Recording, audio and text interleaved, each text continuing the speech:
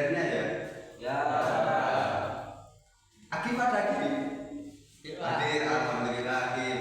Ya. Terus Riki hadir Riki? Hadir Pak. Hadir, alhamdulillah hadir. Ya. Sebelum itu mari dipimpin untuk ketua kelasnya. Silakan Agif dipimpin berdoa terlebih dahulu. Marilah teman-teman, sebelum kita belajar, marilah kita berdoa dulu. Berdoa mulai.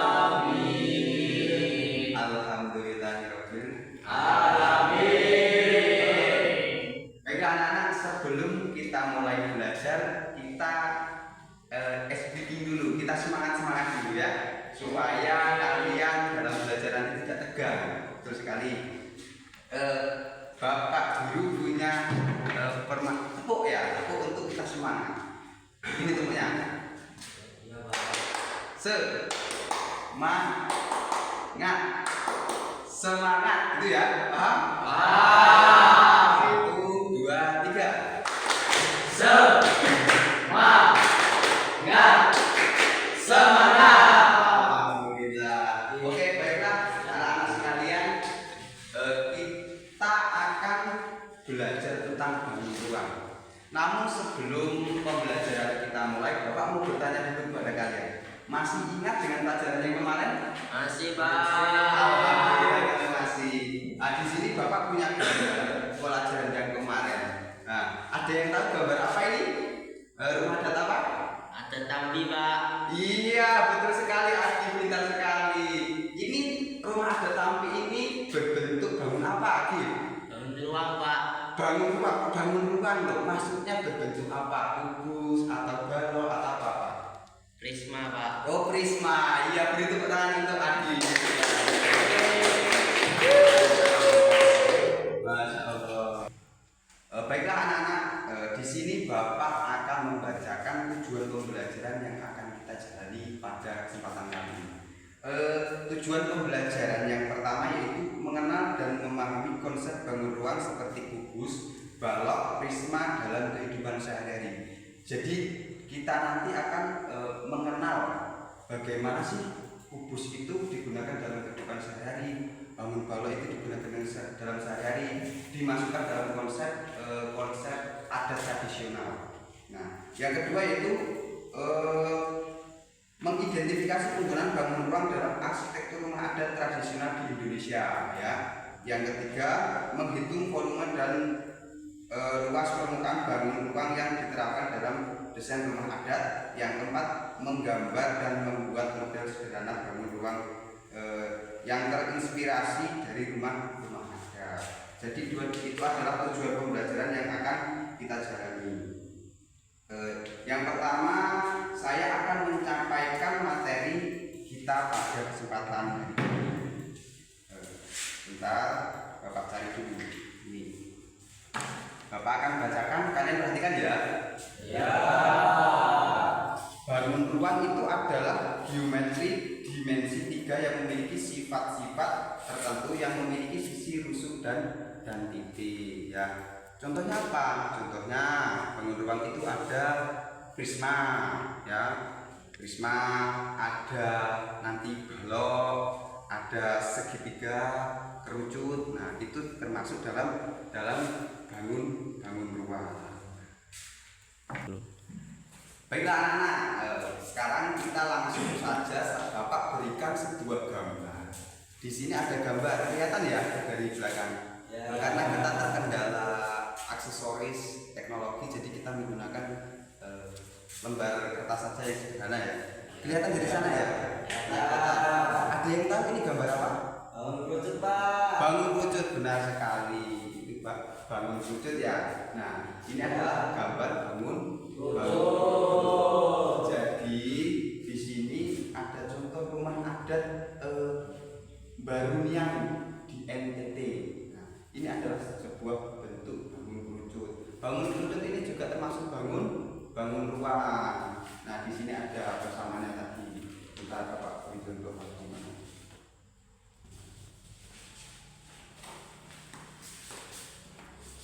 Nah, ini kan gambar kerucut ini ya, ini sama dengan bangun kerucut yang di sini. Ini ya, kelihatan ya anak ya. Nah, sekarang untuk tahap yang kedua, Bapak akan memberikan sebuah lembar kerja untuk kalian. Silakan kalian bentuk 2 kelompok. Ayo, mari. Kita sendiri, putri sendiri. 2 kelompok. Ya, silakan bentuk. Ya kamu, Rifki ke sana, Ya. Ya, saya jangan oh iya ya, jangan digeret-geret itu nanti rusak keramiknya ya. Sudah ya? Ya. Baiklah, Bapak akan berikan lembar kerjanya ya.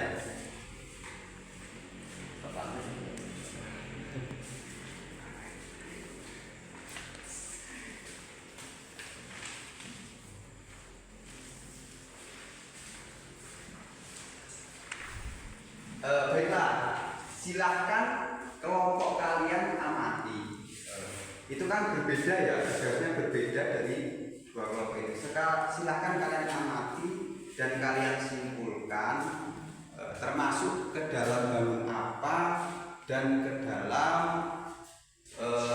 rumah tradisionalnya ini contohnya apa? Silahkan dianalisa. Baiklah anak, dari LKPD yang Bapak berikan, sudah kalian amati? Sudah. Ketika kalian mengamati, apakah kalian sudah mempunyai pertanyaan untuk kelompok 2? Sudah. Silakan untuk kelompok 1 bertanya kepada kelompok 2 tentang apa yang telah diamati dari LKPD yang Bapak berikan. Ya, Pak. Silakan Bapak 1. Tumpeng itu termasuk dari ruang bangun prisma, tabung, limas, kerucut atau bola. Bagaimana kelompok 2? Kerucut, Pak. Kerucut. Bagaimana kelompok 1? Apakah benar kelompok 2 menjawab? Benar, Pak. Iya, beri tepuk tangan ke kelompok 2. Dan sekarang kelompok 2 silahkan kalian bertanya kepada kelompok 1. Karena kalian telah benar menjawab, sekarang kalian gantian bertanya kepada kelompok 1. Ya, Pak. Bentuk beduk termasuk bentuk apa? Ya, kelompok 1, bentuk beduk itu termasuk ke dalam bentuk apa? Limas. Limas. Ya. Bagaimana kelompok 2? Salah. Masih salah. Ayo cari lagi, coba cari lagi. Beduk itu kan bunder ya? Bunder ya. Itu dalam bentuk ke dalam bentuk apa? Bola.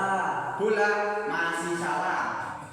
Ya, masih salah kan? Iya, Pak. Masih salah. Kalau bola itu kan cuma bola, ya. Bola itu cuma bola. Kalau beduk itu kan bola terus memanjang. Ya. Oh, Ke dalam bentuk apa? tabung. Iya. Bagaimana kalau Iya, kelompok Pak. dua? Betul sekali. Beri tepuk tangan untuk kelompok 1. Baiklah anak-anak, setelah kalian sudah mengamati dan Bapak jelaskan sedikit-sedikit tadi, bagaimana? Apakah sudah ada gambaran antara bangun ruang dengan adat tradisional yang ada di Indonesia? Belum Pak.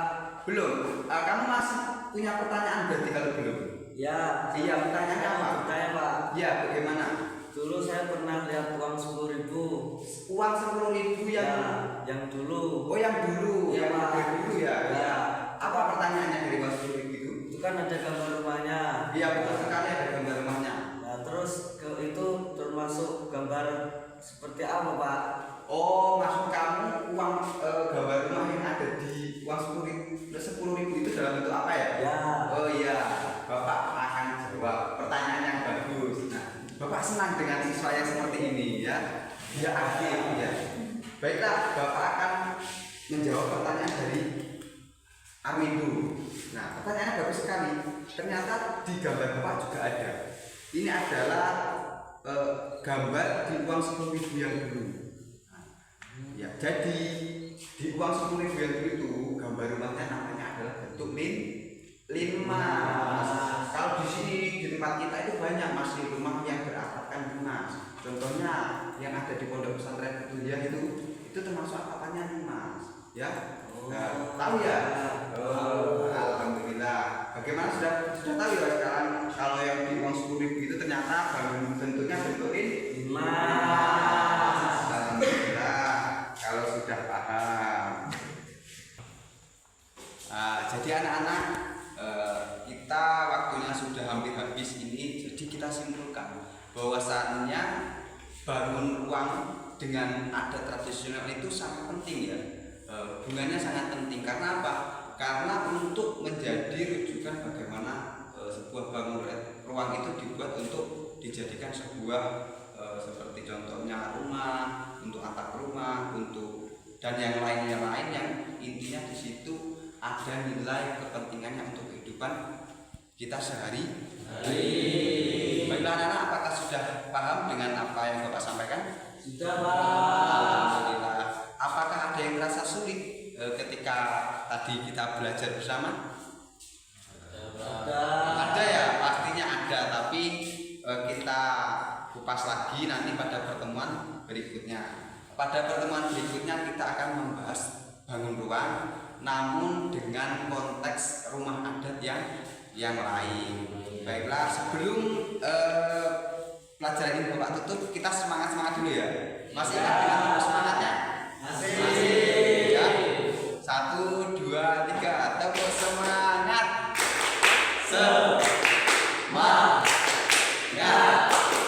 Semangat. Baiklah, sebelum pembelajaran ini Bapak akhiri, kita berdoa terlebih dahulu.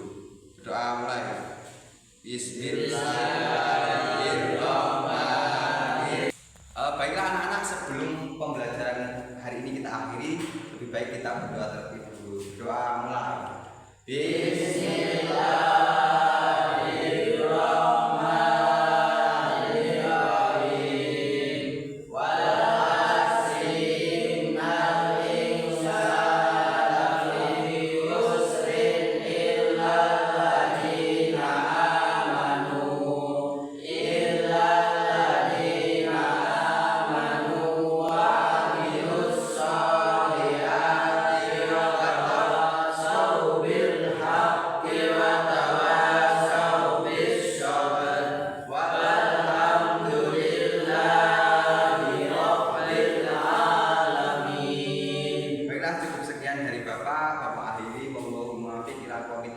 Assalamualaikum warahmatullahi wabarakatuh. Waalaikumsalam warahmatullahi wabarakatuh. Dan nanti kalau istirahat jangan jajan yang sembarangan ya anak-anak, jaga kesehatannya. Iya Pak.